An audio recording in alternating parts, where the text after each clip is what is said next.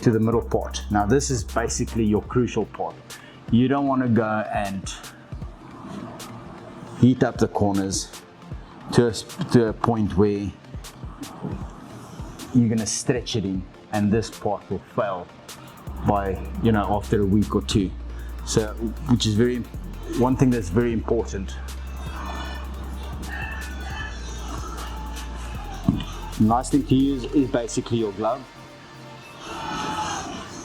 You actually get to a point where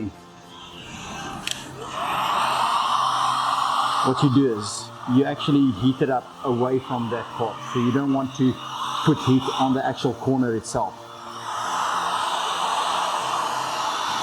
Especially when it comes to a point where you need to work it in. So you get to a point, you do apply heat to it, and that's what you want to avoid. So you get to a point where you heat up the panel more to the middle. So you put your stretch more evenly over the panel, where you don't need to actually put too much heat on the actual corner where you're busy working with it.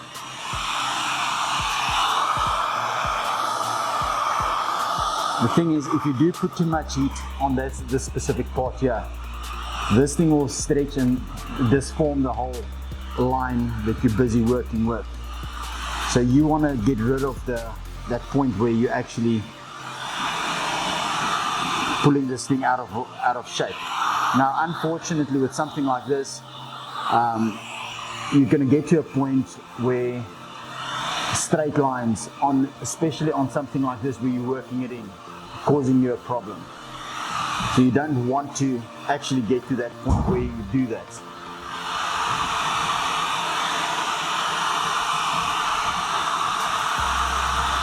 When you do get to a point where you've actually worked it in, you want to apply and post heat something like this, where you're actually deleting the memory from the material itself. So by applying enough heat, you will actually sort of burn away the memory of the material itself, and it will create a new memory altogether.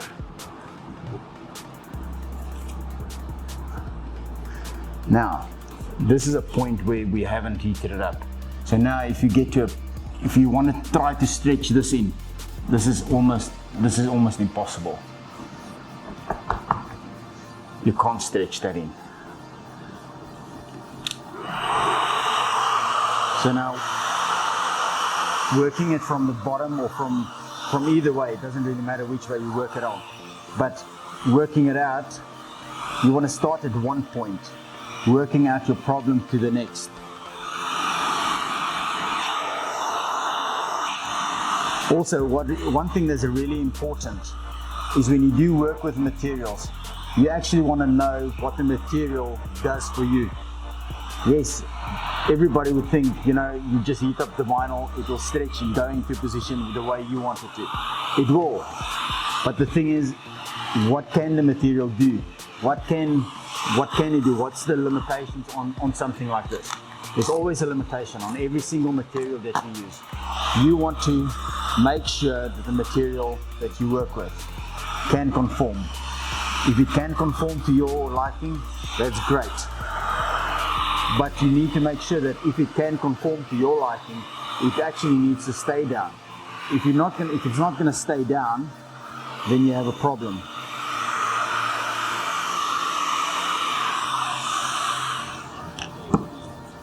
Now working from the bottom up, from one point actually to another, there you get a bubble. Now something like this would create a problem, a big problem in certain instances. But like something like this, because it's bubble-free technology, you can literally just put some pressure on it and you're getting rid of the bubble altogether. There's no need for making little holes, getting the vinyl to actually to go flat.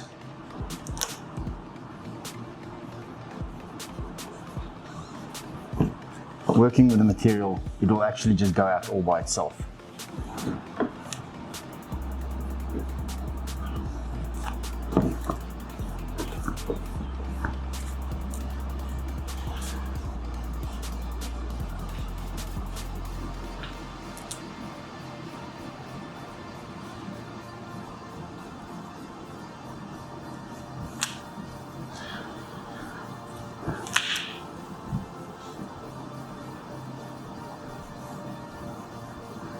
So getting rid of all of this is quite simple. Just apply some pressure and you get rid of all of the bubbles. Better way of doing it than cut it. What better way to cut it or not to cut Not it? to cut it. No, it's always better not to cut it. Yeah. You don't want your picture to be distorted or to have a break in it. Although it doesn't look bad. You know, it actually still looks very good if it's done neatly. Yeah. And it's done right, then there's no problem with something like that. When you do cut something, then you don't just take your knife and stick it into a groove and just cut for the living hell out of it. It's always nice to feel what you do. So when you do cut it, you have your finger as a guide. You have that feeling. When you do wrap it, you get to a point where you're okay, fine, you know what, you're satisfied with what you've done there. When it comes to something like this, on the we need to cut it, always make sure that everything is worked in, especially when you come to a point like that. Because a lot of people make a mistake. They would come cut it around because it's flat down there, but it's not stuck there. So when you do work it in, it actually pulls and makes a big white gap. So just be careful of cutting a vehicle or cutting your line without actually working it in completely.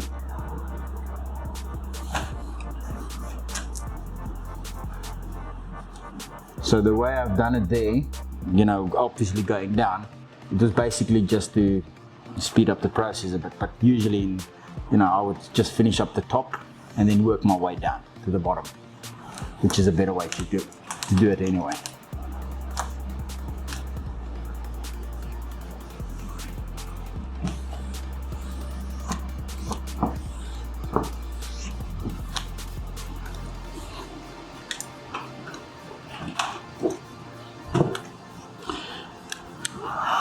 Again, when doing your heat gun and putting your heat gun on, even if you're running it at full blast, try not to heat up that edge too much, because that edge can sometimes cause vinyl to lift, like for example on that photo. So if you're not 100% sure on how much heat to put up, you actually run your squeegee, so you actually get the necessary heat on the material itself to a point, but you're actually keeping it away from the actual edge. And then you can literally just go over it once. And then you get to a point where you've got most of your heat based on, you know, on that little groove there, or on the flatter panel.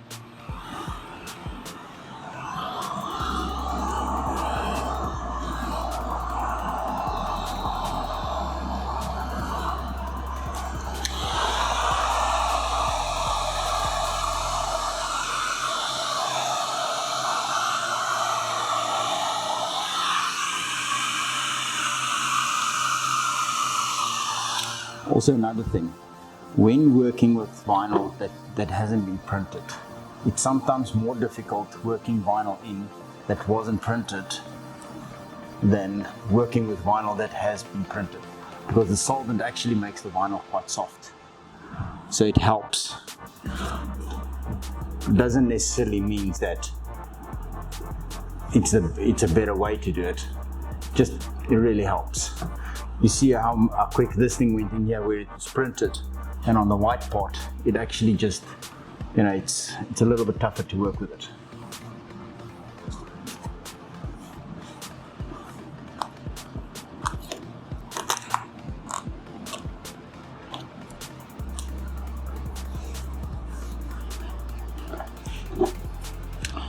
Then the most important part is the pre of the post heating of this material. You don't want to be stuck with a problem, you know, 2-3 weeks down the line. You actually want to get rid of the problem before you even start, or before you let the vehicle go out.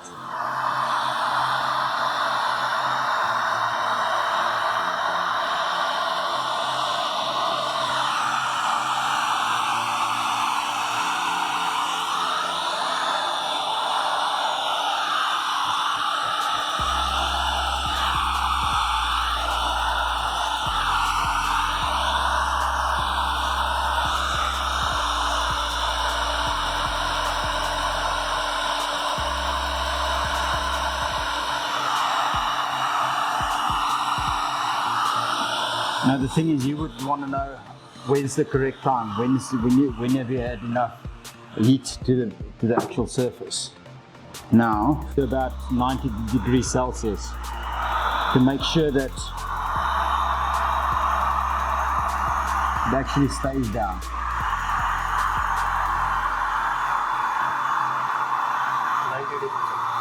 At least about 90, 95. So you know it's very difficult to check it. You know, you get the heat guns like the Steinel heat guns. It comes with a heat gauge at the top, so it makes your life easier. Now with this, it's always a bit confusing because you don't want to get to a point where you're heating it up, but you've got your temperature gauge where you're busy heating it up. So you actually want to heat it up and then get to a point where it actually stays 90 degrees Celsius.